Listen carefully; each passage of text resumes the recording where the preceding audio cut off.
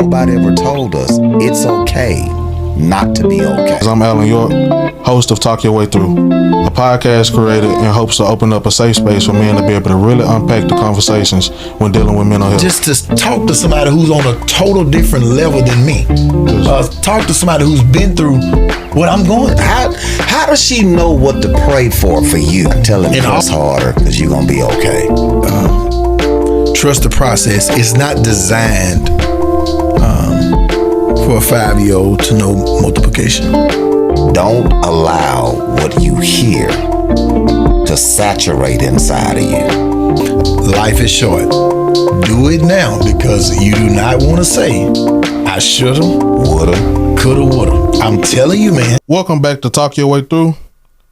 The topic for today is redefining screen. But before we get started, I just want to make a good shout out to everybody who've been watching every episode, who've been tuning in to the conversation. Man, it's been a great season. I can't think of a better way to wrap it up with the guests that I have today. You done seen them earlier on the earlier episode that we had with the homies. But man, I had to get them by himself today, one-on-one. So joining me today, man, I got pastor, youth pastor, author, but most importantly, man, my little brother and my best friend, man. So you're not going to get the pastor today. You probably not get the author today.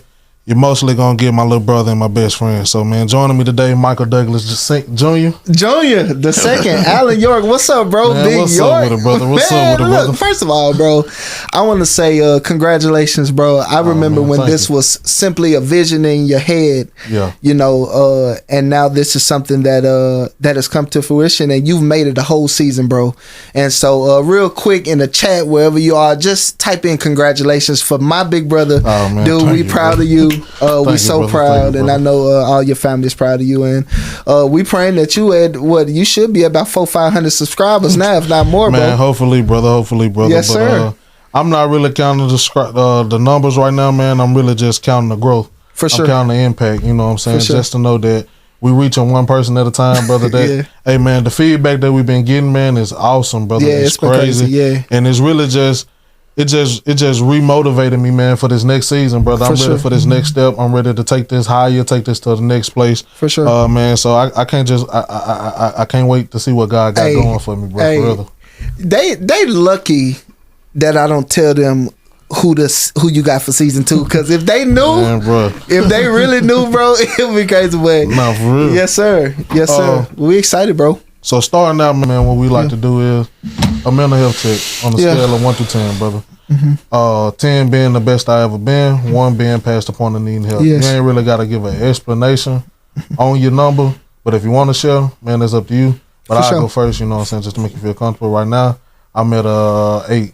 Okay. Early in the season, I've been kind of floating up and down, 1, 2, 3, 4. Yeah. Man, but right now, just to be at the completion and to wrap this season up, brother, and to see all the hard work that I done did, and just to see what is yielding for me, brother. Not the money, I ain't seen $1 yet. Right, but man, just from the support and just from the community that we're building, man, it's just been a blessing to me just to see what God has been able to do for me. You know what I'm saying? Making a way, paying for these sessions, man. Just getting everything, getting everything out the way, man. And just saying what God has brought me, bro, and things I can't really put on camera, you know what I'm saying? Achievements that I really can't put on camera. But we know, though. Yeah. We know, though. Man, I thank God, bro, just from where he brought me, man. So I ain't at a 10, but I know he getting me there. You know what I'm saying? What about you? For sure. So for me, Alan, I'm at an 8 too. And I'm not at quite a 10. Because I always think there's room for improvement, right? I always think there's a constant need to get better. More than anything, man, we wear a lot of hats, and I can get real tired at times. So I know where I am now. I'm tired, and I'm to a place where it's not even that. It's just my mind is fogged with everything that's going on. So I really just need a mental break. And that's coming real soon. Can I make a disclaimer real quick? Yeah, you do. So quick disclaimer, you guys. We talk, the fellas, y'all probably already would have seen our episode by now, but we talk every morning, right? And so I don't know how these other episodes that y'all just seen. This is totally different. I'm gonna crack some jokes. Y'all may see another side of York because we talk every morning. So this is a conversation between us. Me catching up with my bro. But I need to let them know that just in case. I don't know where we going in this conversation. I'm gonna put a little on this episode and the one for the brothers. I think I put a little warning sign on. Right. So that's what it is. You feel me? This episode gonna be a little bit more in depth, I guess. For sure. You know what I'm saying? But leading off, the title of this episode is Redefining Strength. Redefining Strength. And just knowing you and your story, how you left Monroe, a place you call home, getting to Virginia and really setting your roots out there and growing the tree that you're growing out there, man. Ministering to these youth the way you are, man, changing life and impacting life, man. I know that rebuilding your strength from what you've seen or what you've known to be prior versus you being in Monroe as opposed to you being in Virginia. I know, just seeing you as a friend, man, talking to you every day, I seen the growth. I seen the strength that you've acquired over the years, you and Maja being together. Shout out to your wife. Oh, I love you, baby. But yeah, man, I seen the growth in you, bro. So I couldn't think of a better person to get on this episode about redefining strength because that's a place where I'm trying to get to in life. Sure. And I done seen God, bring you to and through that place. Wow. You know what I'm saying? Wow, so that means a lot. So that's really why I wanted you on this conversation for this episode, man. Starting off with the questions, man. Let's do it. When you hear the word strength, what did it used to mean to you growing up versus what it means to you now as a man? Yeah. Okay. So when I hear the word strength, what it used to mean first and now what it means. Yeah. Okay. So as you guys will learn over the course of this episode, I'm more of a storyteller than I am a definition type guy. You know me, if I want to make a point, I'm gonna tell a story or do a scenario, a parable type, right? But more than anything, so I see pictures. So when I think of strength, of course, it's always attributed to the weight room, right? Yeah. I've been working out heavily, down like 50 pounds for real. I eat heavy too, but I've been working out heavy. Right? But now you good, bro. No, but so we getting started early, huh? Chill out. You dress like you in prison right now. What's up with you? You doing a life sentence? No, but for real, it's like seeing a bodybuilder, right? I thought strength was having all of the weight on the bar and being able to push that weight by myself, right? That's what strength was beforehand, is being able to push weight by myself. But here lately, what I'm learning, I'm pushing 30 and getting into being grown for real, right? You ain't grown till you got a 401k and benefit, right? Yeah. So when I think of strength now, I don't think of strength as that weightlifter lifting weights by himself any longer. When I think of strength, I think of the weightlifter that sees that same amount of weight, and before he ever puts his hand on the weight, he says, I need help from you. I need help from you. Yeah. I need help from you. You get on both sides of me and you get behind me and spot me. Yeah. And saying, I need you to put your hands on the bar right now. Don't wait until I struggle to put it on right now. That's strength to me. So support and communication, basically. And being honest and open enough to say you need it. Yeah. That's strength to me, bro. Yeah, for me, man, it's a funny story, like you said. I ain't a parable ass nigga, but sure. But I do got a story that kind of go with what I see and versus what I used to see versus what I see now. Mm-hmm. It's a story on how I actually got big. I used to be skinny. People don't know that. Around 6-7 years old, I was skinny, man. But what I used to do, my mom used to drop me off at my grandma's house all the time, and over there, I used to run with one of my favorite cousins, my Quiz York. Shout out my Quiz. He out here somewhere. All right. You know what I'm saying? But his mom was dating what we call hood bodybuilder at the time. For sure. You know what I'm saying? One of them been to jail. And, you know what I'm saying? Yeah. One Eat of them, a peanut butter jelly sandwich top, on the weak at the bottom. Right, yeah. You know what I'm saying? So look like a I used to ask Quiz all the time, man, like, bro, what is James doing? Like, why is that boy so big? Like, I'm scrawny. Like, why is he so big? Man, Quiz told me, all he do is eat. All he do is eat. He didn't say work out. He said eat. He said eat.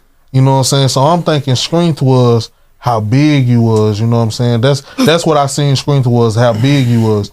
And I didn't really notice myself getting big, man, up until it was too late. You know what I'm saying? Now I'm too tired to work out. And it moved me from running back to the line. But let me say this though. you've been getting it though. Yeah. What people don't know man. is that most of our time together is you at Anytime Fitness and me at Crunch. Yeah. So you have been getting it. Yeah.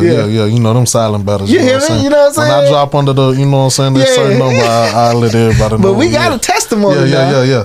But yeah, that's what I used to see Strength as, man. How big you was and how tough you was. Mm-hmm. And I always seen James, we call him Greg though, but I always seen him as somebody who nobody wanted to mess with, somebody who, you know what I'm saying, when they seen him, they kind of showed him a sign of respect just to do how big he was. Mm-hmm. Now, I never gained the muscles, but I did gain the weight. And people looked at me growing up as I seen Greg was, you know what I'm saying, they kind of left me alone. I didn't get picked on or teased on as much growing up as my counterparts did, you know what I'm saying, and they kind of, you know what I'm saying, they kind of, I guess, sheltered me from learning how to deal with certain emotional parts of growing up as a child, because I think it is healthy, you know, to go through a little jokey joke every now and then, you know what I'm saying, a little trial and tribulations every now and then. But most of my trials and tribulations was within, you know what I'm saying? So now as I see Strength, I see it as, like you said, knowing when you can't handle it yourself. Yeah. You know what I'm saying? Being honest with yourself to know when you need help, because we all can't finish the race by ourselves, you know what I'm saying? Coming up with Coach Sanders, man, it took, if anybody who worked out with Coach Sanders or West Monroe who listens to this podcast, you already know what it is on the summer workouts on 90s. Facts. Before y'all went to the half gassers, we used to run 90-yard sprints. And it took every coach up there to motivate me to finish the 90s. You know what I'm saying? And I didn't notice that they was instilling in me community. They knew I couldn't do it by myself. They knew leaving me to my own intuition, my own mind, my own thoughts within, that I would trick myself out of doing something that my body thought I couldn't complete, but my community knew I could. You know what I'm saying? And that's something that, looking back on those lessons, man, I find strength in it now, because it was teaching me something that I wasn't grasping back then, you know what I'm saying? And now that I am looking back over my life, I am grasping those things. So that's how I see strength. I see strength in community. Can I say this too? There's something that I learned in your story though, just now, that I think applies to what we're going to. Not only did your uncle have a different level of strength that we couldn't see, but I think the strength that we don't talk about, that your uncle had and that Coach Sanders was trying to teach us, is that D word, and that's discipline. Yeah. I think more than anything, we see the end of the story without reading the middle. And in seeing the end of the story without reading the middle, we see that they got there, but we don't know how they got there. Oh, yeah. And so we get to take from our desire, we use our desires and try to mix it with that discipline and get that result, not realizing that desire had nothing to do with it as much as it was discipline, right? For somebody who's overcoming masturbation, if you will, if we can go there early, right? I think the strength is not just in saying no.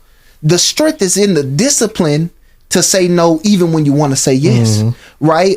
For me, bro, I'm a married man, but the desires don't stop when I get married. So it's like, Mike, how you stay keeping your penis in your pants? You know, if I could go there, right? If I'm talking to my big brother, talk about it. Right? You know? Keeping your penis in your pants. Was it? I want your strength to say no. You want my strength to say no, but you don't want the discipline of my no. Right? But no, for real. And so another part of strength for me is discipline, bro. Nah, for real. Just, and people say, well, how you do? Well, it's me not putting myself in positions, because we know what happens. You know what I'm saying? Yeah, no, most definitely. So it's discipline most definitely. Too. Strength is discipline. Yeah. Okay. So what moment or experience in your life forced you to redefine what looking like a man actually was? The year 2025. Yeah. The year 2025 was an emotional roller coaster for me. My emotions were all over the place, right? And you know better than anybody, my emotions were all over the place. And it wasn't until going to therapy for the first time really showed me what my view of a man was. Could be absolutely skewed. So the story for me was my first time in therapy, and her uncovering things. And old lady, man, very, very nice lady. Now I fired her because she told me multiple times that your wife can do no wrong. Yeah. And I was like, all right, you fired. Yeah, I need somebody else. Yeah. But in all seriousness though, man, it was me going to therapy and me going back to a child's place. It was almost as if I had to tear the house all the way down. Yeah. Look at the foundation, reroot the foundation, and build the house back up. When I went to the foundation, I realized, going back to what we talked about earlier, I realized I saw the end of my dad's story, right? By the time my dad had me, he was already a man. He was 31 years old, yeah. Right? By the time he had me, he already had a business. He already had things. So there were places in his adolescence that I missed. And there are things in his process that I missed, right? So going back to therapy really is what showed me kind of what being a man looks like, bro. Yeah, for real. Yeah. For me, man, it was, as y'all know, going through what I went through this year, 2025, man. Yeah. Prior to this year, man, I always thought that a man was somebody who didn't make mistakes for real. I always stood on business, handled his business, you know what I'm saying, kept it P, as the young people would say. Yeah. You know, and I always modeled myself after that. It wasn't until this year I had to learn to be okay with the mistakes that I made. Sure. You know what I'm saying, brother? And to know that you can still call yourself a man even though you do things that you thought was against, you know what I'm saying, your standards or your morals. You know, I stepped outside of my morals this year. Sure. You know what I'm saying, did some things and made some mistakes that I felt like wasn't me at the time, you know what I'm saying, due to, you know what I'm saying, how I was emotionally, and what I was going through emotionally, you know what I'm saying, at home and all that. Sure. So I feel like just experiencing what I experienced this year made me look at being a man as you have to give yourself more grace. Right. You know what I'm saying? You have to give yourself a little bit more, I guess, room to stretch and room to grow. Yeah. Because being a man is not a monolith. Yeah. You know, being a man is not a one cookie cut thing. Yeah. We all don't come out like gingerbread man on the factory, you know. Sure. We all have different feelings, we all have different emotions. Yeah. And being a true man is being a man to yourself, understanding who you are in your own 2 feet and growing that tree as opposed to trying to make your cypress tree a pecan tree. Sure. You know what I'm saying? Sure. It's good to admire other men and to want to have certain attributes that other men have, but you have to be honest with yourself and know what God has placed in you, you know, and grow that, you know, because every seed is different, but every seed sprouts. That's you know good. What I'm saying? Yeah, and the thing about it is, York, is that the problem is we are so focused on how other people view us.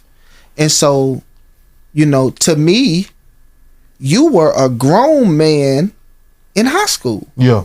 Everybody else wearing skinny jeans and t-shirts, and you come with a polo quarter zip. First brother I ever seen wear a quarter zip with the khakis. Tell him about it. And he the reason. This is literally the reason that I got this on. If you don't notice, I wanted to tell him, man. He taught me how to dress. He did. And so the point I'm trying to make is that we spend so much time trying to prove to others how much of a man we are. Yeah. While we're dying inside, bro. The thing that I love about you, Alan, is that I'm not calling you Alan. I call you Big York. But the thing that I love about you, York, is that one, you were open with everybody about how you felt in that situation. Yeah. You were open with us. You were open with your wife. You were open with the other. You were open the whole time. Yeah. So there's nothing.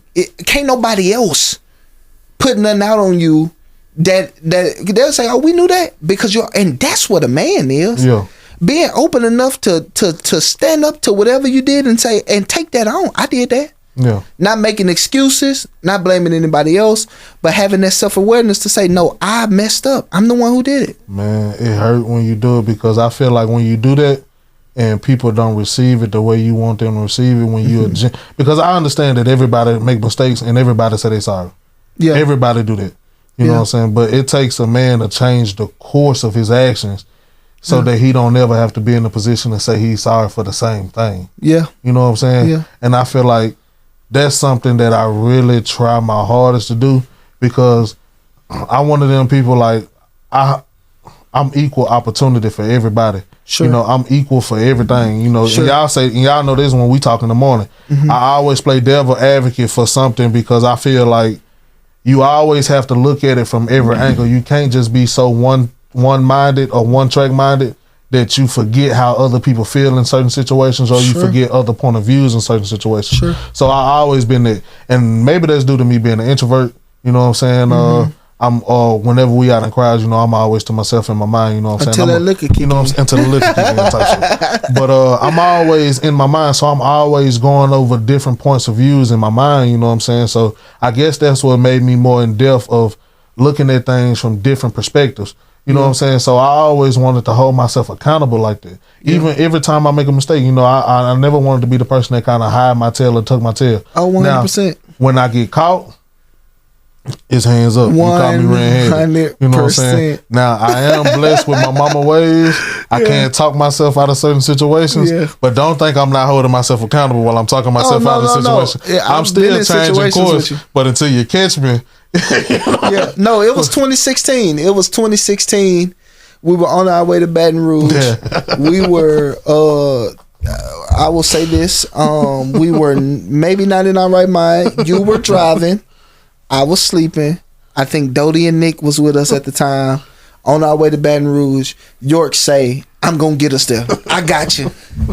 So, maybe an hour or two in, all me and York, mind you, we're driving my truck. All me and Dodie and Nick hears, boom, boom, boom. We get up like, what just happened? And you hear York in the background like, I fell asleep, son. I fell asleep, son. But it speaks to you for at least the last decade. It's a trail of people after y'all. They can tell us how they story. I fell asleep, son. I love. It's a trail of people after y'all. They can tell the same story. I don't know what it is, but I tell you what though, losing weight help it cut down. No kizzy. It cut down. No kizzy. Losing weight and getting in shape, bro, it really cut down. No, it really does though. But nah, man, like. Man, that was a fun man. Nah, I ain't gonna stunt. I done put so many people in danger with my driving and my sleeping dog. That shit ain't. But so why do you think so many men still see vulnerability as a weakness, even though they know it's destroying them emotionally? Why do I feel so? Number one, there's two reasons I got. Number one, this is the accountability piece.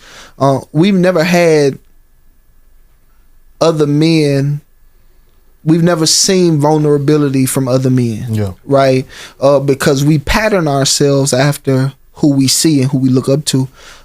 Even the way I was raised, I won't say I was raised wrong, because even the yes ma'am and no ma'am thing, people always say, Pastor Mike, you very polite. You are my pastor, you're my leader, but you're still saying ma'am and no and getting the dough for me and calling me Miss such and such. That's how I was raised. But when I asked my dad why, it was never, well, this is the reason why I'm doing it. It was because I said so. Yeah. Whenever there was a time where, you know, it wasn't doing it. And even that's a piece of vulnerability, right? Because you ain't telling me why you do what you do. You ain't vulnerable enough to tell me that. No, I'm your dad. Yeah. You gonna do what I say. Yeah. Whenever I heard him and my mom get into, he led with an iron fist. And that is the old school leadership. And I'm not mad at it, but so many other people have that other testimony of, because when you look at the baby boomers and the other generation, it was simply iron fist. This is why I'm doing it. You barely showed any weakness to this day, man. I'm at a funeral, crying over my uncle's dead body, and my dad was like, "Wipe your tears and suck that stuff up." You know what I'm saying? Because that's how he was raised, right? And that's how he was. You all as a man, because there's so much out here we have to face in this world, you gotta suck it up, right? And it wasn't until my dad got sick on his back. Yeah. And I don't know if he told the story in the other episode, but let's get it. So in 2021, my dad had renal failure. He had been on dialysis for 5 years. When 2021 rolled around, he got a new kidney. right? Glory to God, no more dialysis. Well, the doctor nicked his bladder. Go ahead. Just know your dad may watch this. I know it all, Alan York. Your daddy may watch this. I had to talk about Your daddy may watch it. I'm gonna let it go. Now look, I'm gonna tell y'all this. We probably gonna have to put a separate episode on Patreon. No, for real, because the truth of the matter is, dark humor is our thing. Dark humor is our thing. I had it lined up for you, dog. I can only so he had the kidney failure, man, and they nicked his bladder. So my dad, yeah. So how about peeing in the bed is actually a hereditary thing? Chill out, brother. Cut that out. Please don't play that. Cut that out. I went to bed till I was 14, guys. I just want to know, but the for real, though, we got to cut all of that out because I'm going to get fired. But so my dad has renal failure, bro, and they nick his bladder, and so his body is about to go into sepsis. They do 3 surgeries. And I had just gotten a job as a property accountant at the Monroe Housing Authority. Yeah. Almost $60,000 a year. My life has changed at 21. Yeah. Right? And so, or at, I guess it would have been 22 at the time. And so, fresh and married, my money is right. I'm running the church now. And the doctor called me and said, hey, your dad's not getting any better. And it was because they realized that they nicked his bladder.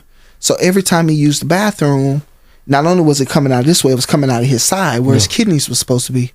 So his whole body is septic in a sense. And so had to go through that. So then I realized he's down in Dallas by himself.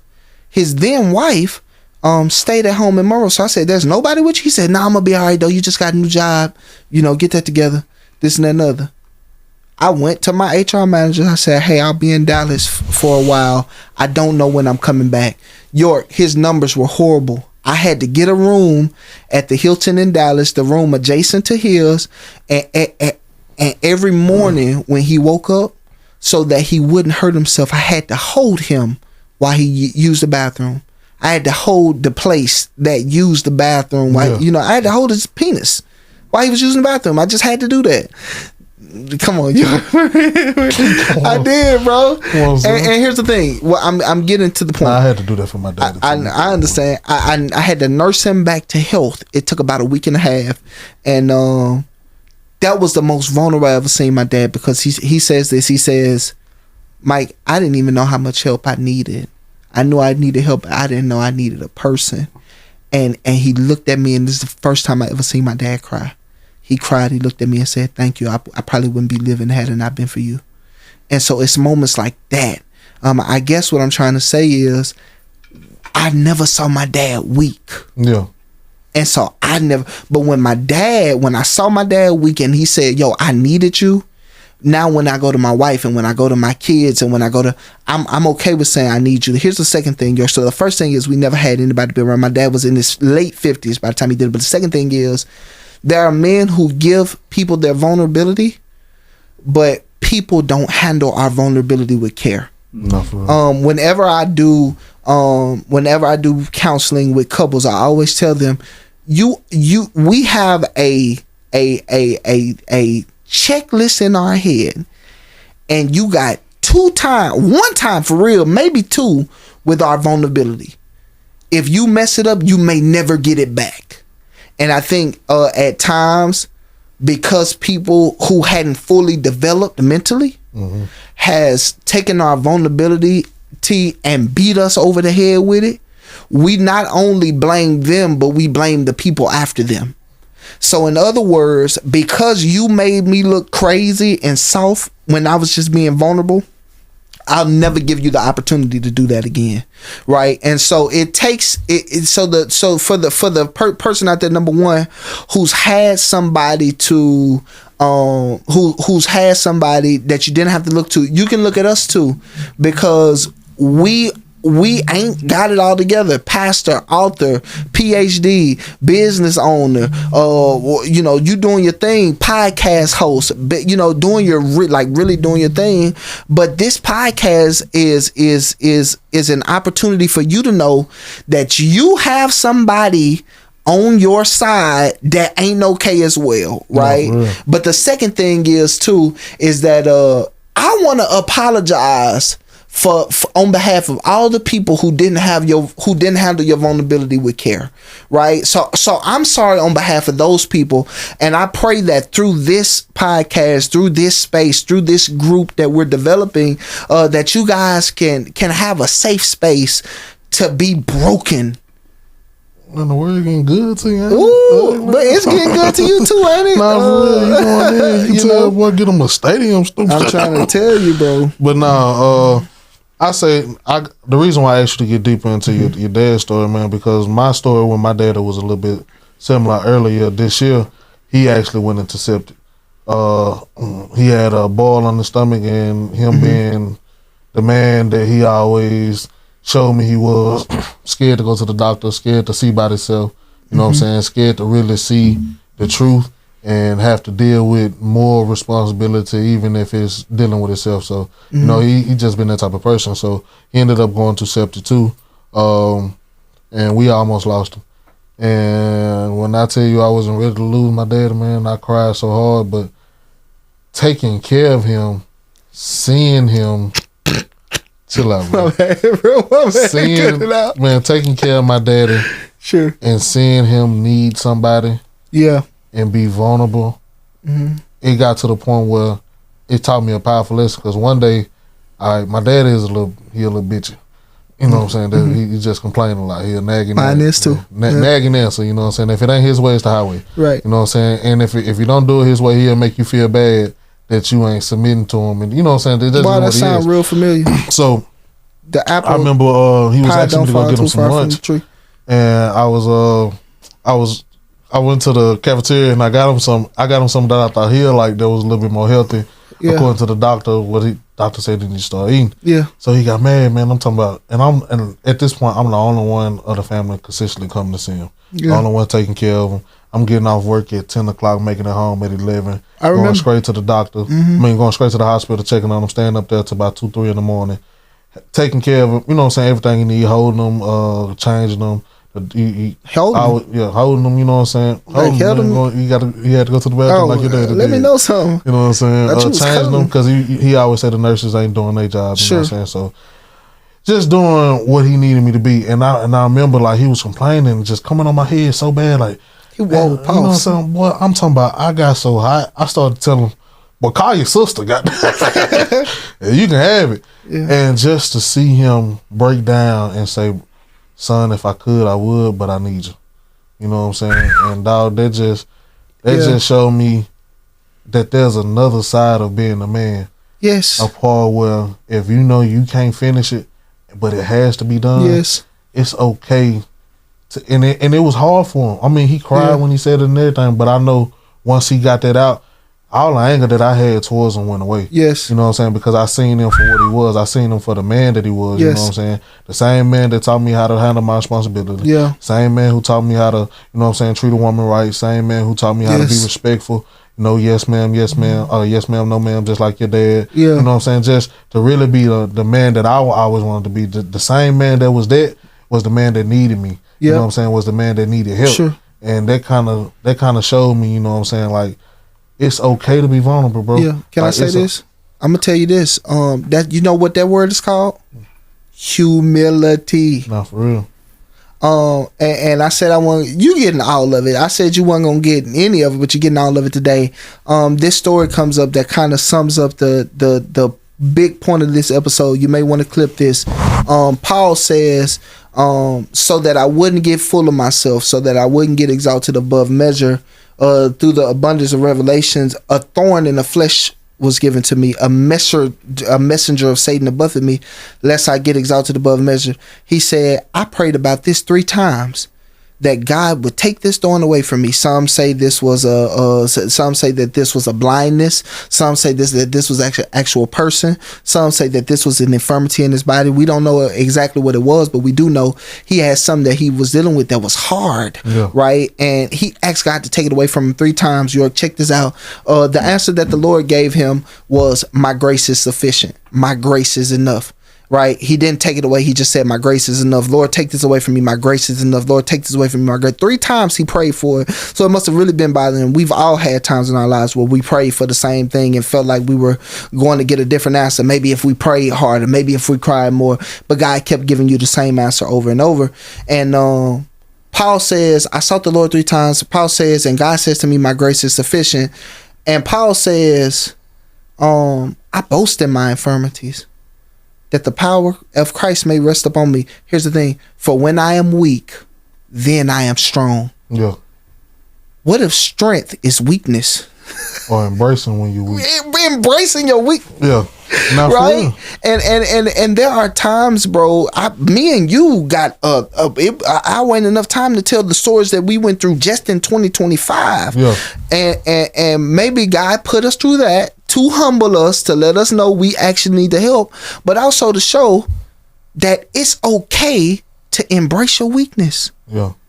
That's the picture perfect part of what strength looks like. I messed up and I'm okay. Yeah.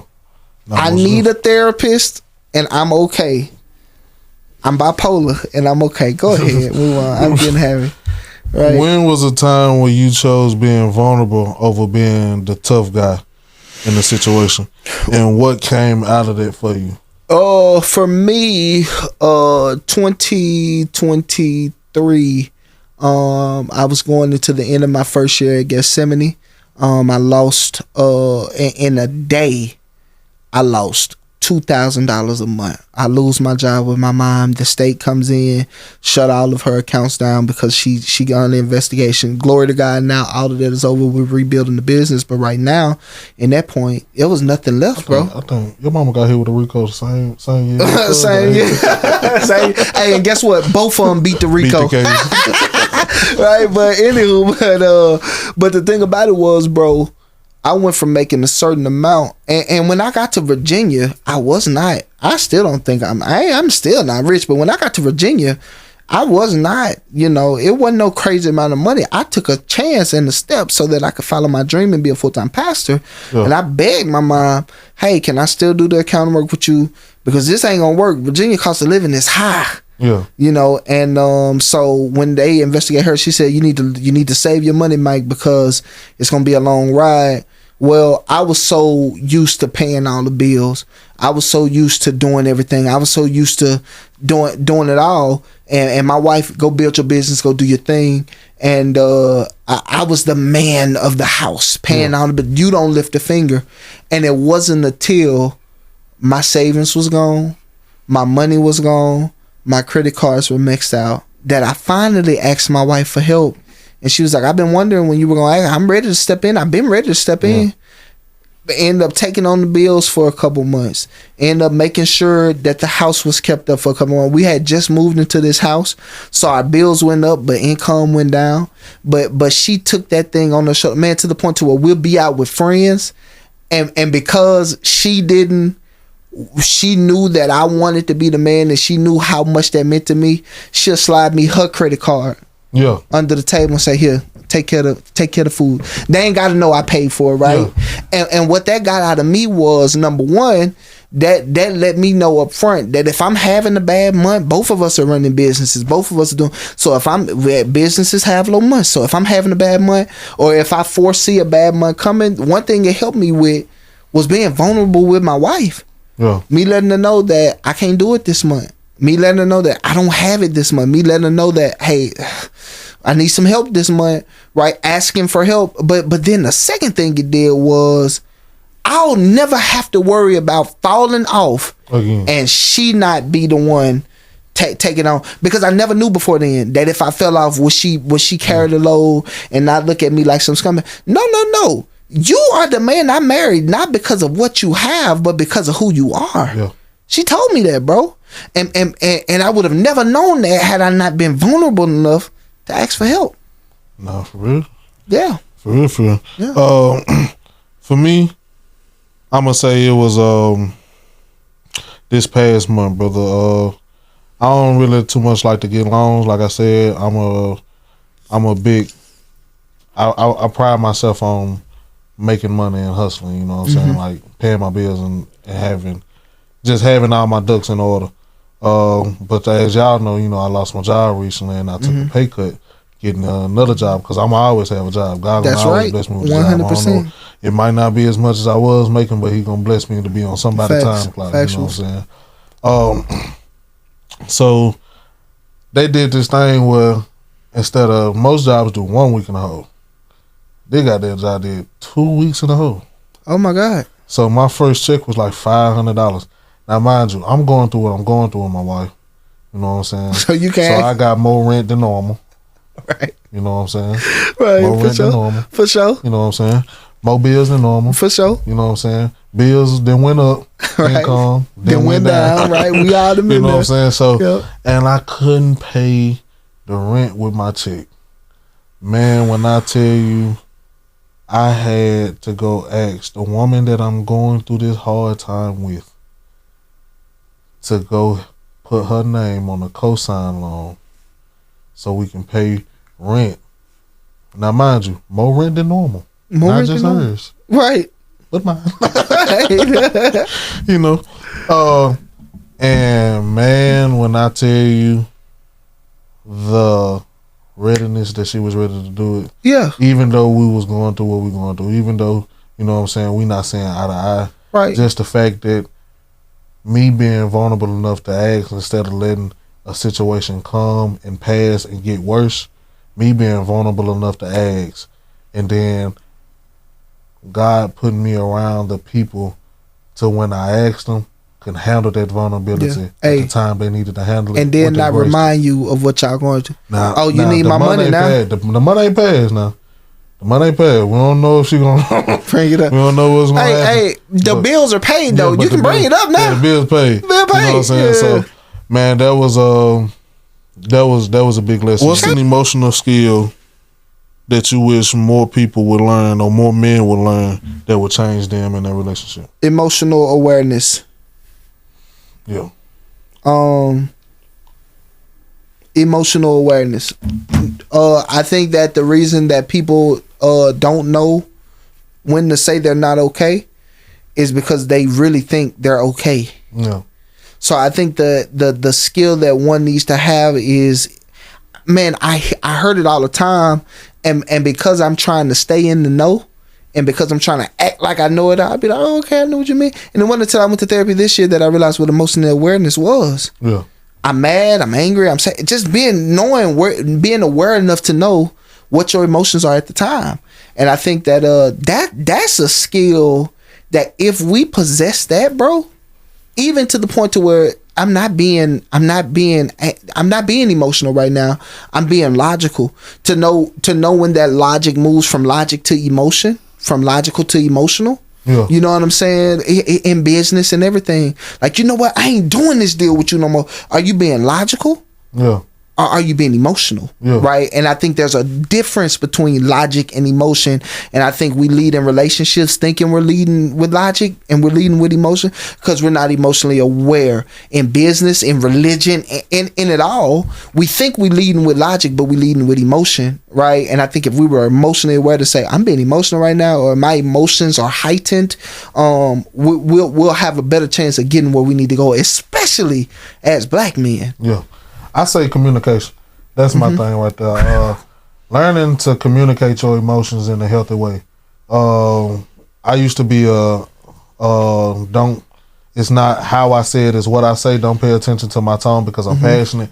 Pay attention to the words because the words are the truth of what I'm speaking. I'm not gonna lie to you, or I'm not mad at you. I'm just passionate in how we talking, and not knowing that some people don't receive how you output. Some Right. people input ain't your output, and it's not comparable all the time. Sure. So you have to learn how to communicate your emotions on a wider, broad span as opposed to just being narrow with how you deliver. You know, most people sound blunt. You know, being blunt, you can hide behind that sometimes, but at the same time, you are giving yourself an excuse to be, mean to somebody, or an excuse to say, well, this how I am, you got to take it to deal with it. Now, sometimes you have to learn how to communicate more emotionally intelligent. Yeah. You know what I'm saying? Like you have to learn how to understand that even though I'm mad, I don't have to express to you that I'm angry at you or that you did something wrong, because if I'm not mad at you per se, I'm mad at the situation.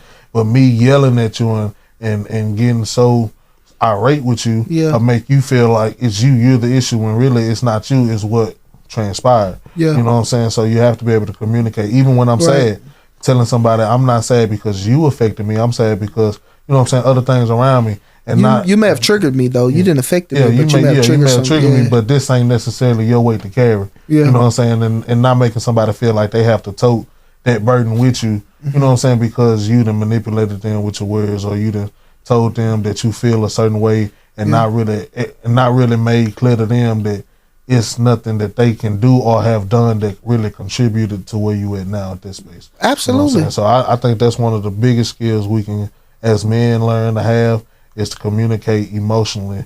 You know what I'm saying? Learn how to communicate all emotions more accurately. Absolutely. What I'm saying. How do you personally balance being strong versus being honest with people about your struggles? I'm gonna tell you this, Alan. I still struggle with that. I still struggle with that because I have 0 to 35. Right at that 11 to about 22 range, I skipped the unk stage altogether. Yeah. They call me Pops. And it's crazy. You've heard it. They come in the office, they come in, but you like, Mike, you making them call me? I'm like, I'm not making it. I am absolutely uncomfortable. But what I realize is, you like that. No, you like that. You like that, though. No, I don't. Here's the thing, though. This is what I had to come to grips with: is that these are students who come from one parent households. It was my dude Sterling Bailey, and Keontae Britt, two of my sons, who was like, man, Mike, you gotta understand, Pops, that we didn't grow up in two parent households. We grew up in one parent household, and our dads weren't really there. Britt for sure. And he says, and so here's the thing, he says, you and your wife are a picture perfect example of what I want my life to be like, and a picture perfect example of what I never had. I didn't have anybody who got their lives together, and so you are the only Pops I have, right? So I quote unquote have kids now that I got to be strong for, and I'm really trying to learn to master that sweet spot of being strong, but also being weak around them, but showing them me taking it to the chin, wiping my tears, going on about my business. So I'm really kind of working on that. But one thing that I say is, I'm a vulnerable guy, but I am wise about who I lend my vulnerability to. Yeah. Our vulnerability is a gift, right? And if I hand you $100 right now, as a gift, it's not you.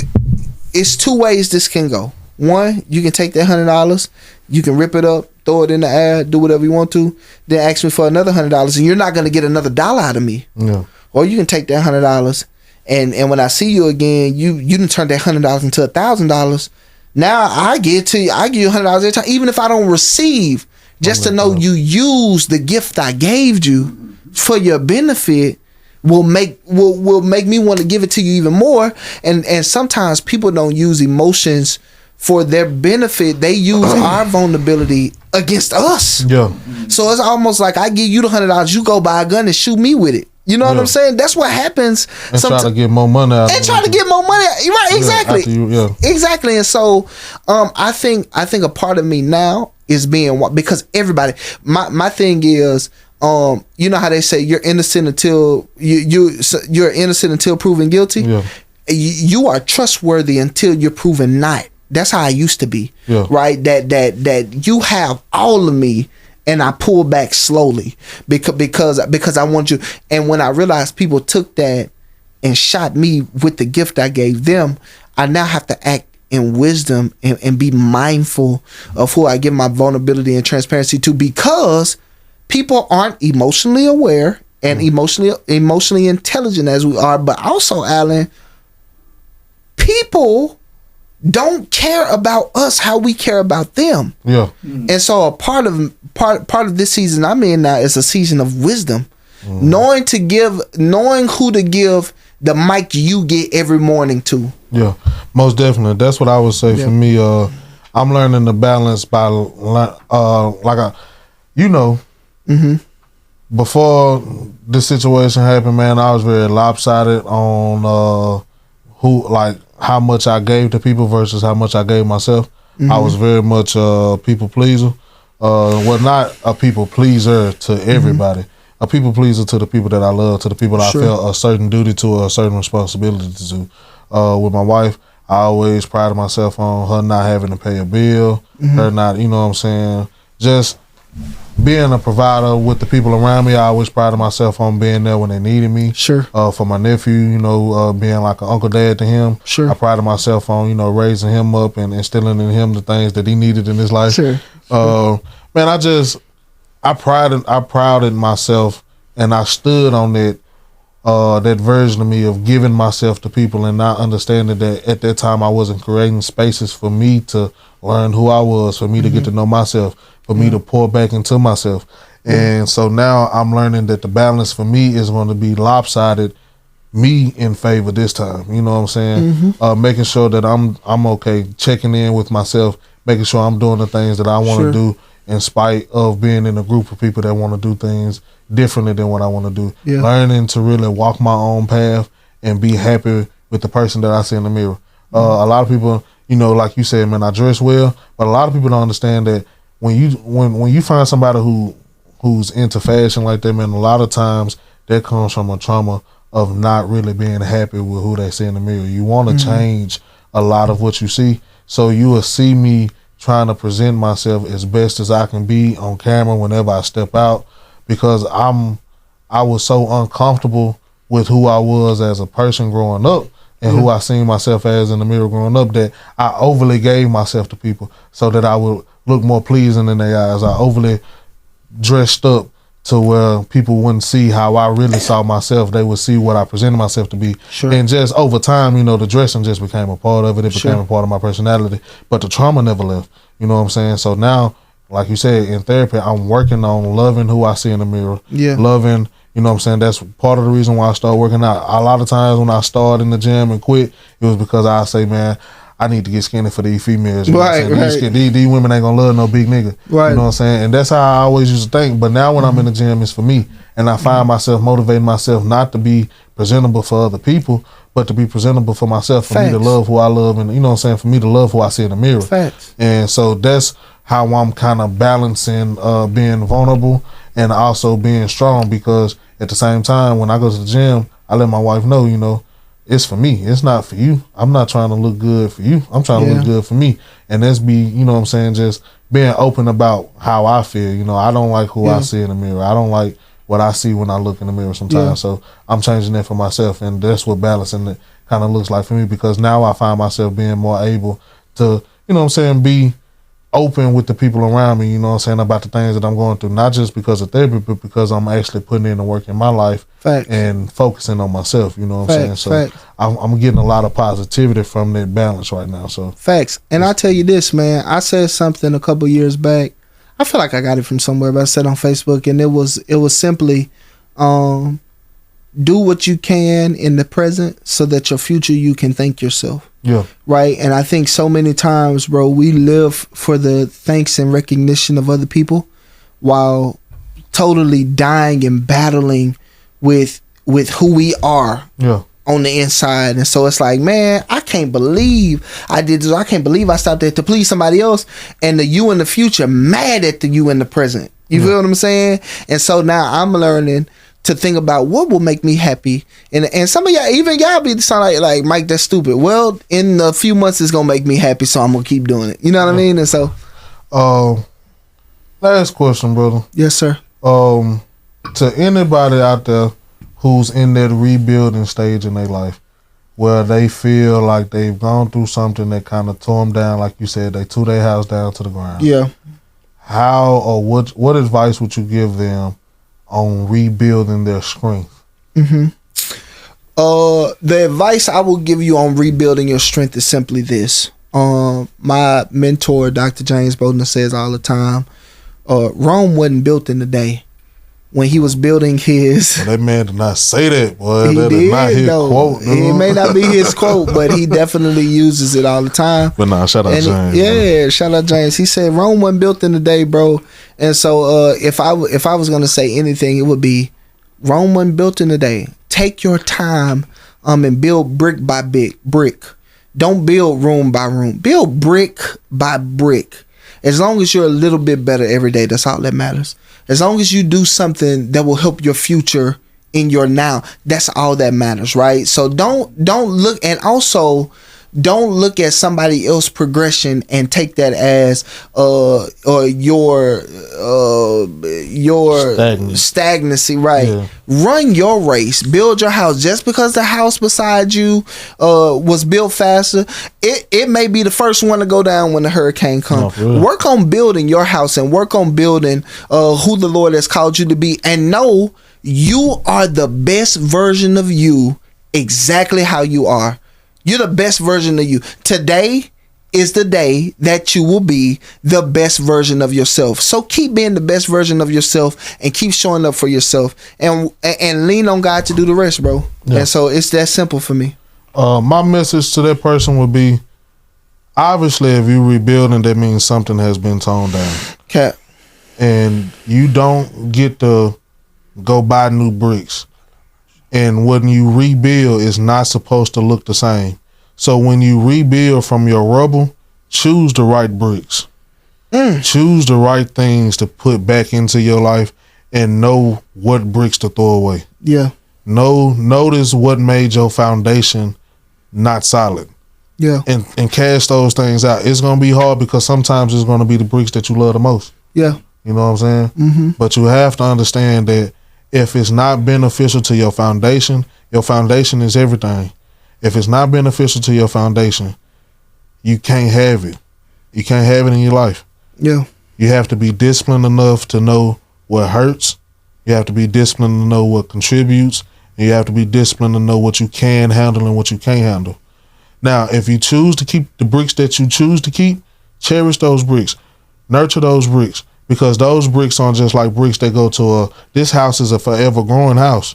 You know, this house of strength that you are building is a forever growing thing. It's not a physical house that you see when you riding up and down the neighborhood. It's an ever growing thing. So you have to choose the bricks that's going to grow into something. Choose peace. You know, if you had struggles with patience, part of being strong is knowing how to be patient, how to have peace, knowing how to calm yourself down in moments where your emotions are getting the best of you. So you want to pick bricks that you can nurture and that you can grow, and that'll help grow your foundation and grow you stronger each day and every day, and learn when to remove those things. One of my favorite verses in the Bible is Ecclesiastes 3-9. You know, it's for it's a time under the sun for everything. It's a time to know when to cast out, and it's a time to know when to go pick up the rocks that you've been casted. You know what I'm saying? So that's just my advice to them. Know what you're rebuilding for and pick your bricks correctly, because you have a choice and nobody else is responsible for your rebuild, for your rebuilding but you. You know what I'm saying? So like I said, thank you all again for joining us for the conversation, man. Thank you, Mike, my little brother, for joining us for the conversation. Absolutely. We really appreciate y'all, man. It's been a great season. Absolutely. I couldn't think of no better way to wrap it up than to sit here and have this conversation with my little brother. Mike, if you got anything up or coming, please let them know. Again, let them know where to reach you on all social media, man, so they can follow you. Like, subscribe to what you got going on. Let them know about your book, man. Hopefully, we trying to get it to the New York bestsellers list. Let's do it, yeah. You know what I'm saying? Yeah. So, man, I just know God got so many good things in store for I receive you, it, bro. And I'm I'm just happy for you and Maj, bro, and what God gonna do for y'all, man. Appreciate you. Let the people know about you, bro. Yes, sir. So you can follow me on Instagram at MikeDoug2, Facebook, Michael D. Douglas II. You can go to my website at nurturetheheartbeat.com. I just wrote a book called Nurture the Heartbeat, man. A letter for every leader called to guide, guard, and grow the next generation. Purchase that book, man. I really think that it will help inspire you in whatever field you're in. It's my story, kind of what we talked about today, my story, and how I overcame all of the battles I overcame while at my first church. And I think it'll help, man. I thank you for them 5 copies that you bought, man. I appreciate you. and man, also, if you want to come check our church out, Gethsemane Community Fellowship Baptist Church on all platforms. And so check us out, man. You'll see a lot of me on this podcast. I may just shoot in and shoot out. I'm like the step brother of Talk Your Way Through. I just be showing up sometime. Man, I heard y'all had somebody famous to go to y'all church, bro. Yeah, Michael D. Douglas II. Bruce. What? Go to y'all church. I heard you play bass. Nah, bro, you can't say that. You can't.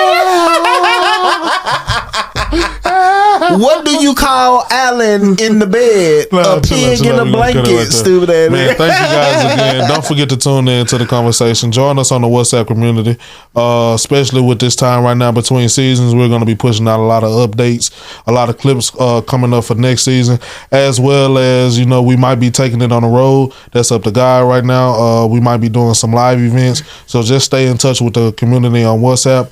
And we thank you again for joining us. This has been another episode of Talk Your Way Through. Love you guys. Don't forget to join the WhatsApp community, where we will be encouraging and uplifting on a daily basis, as well as putting out updates regarding the show.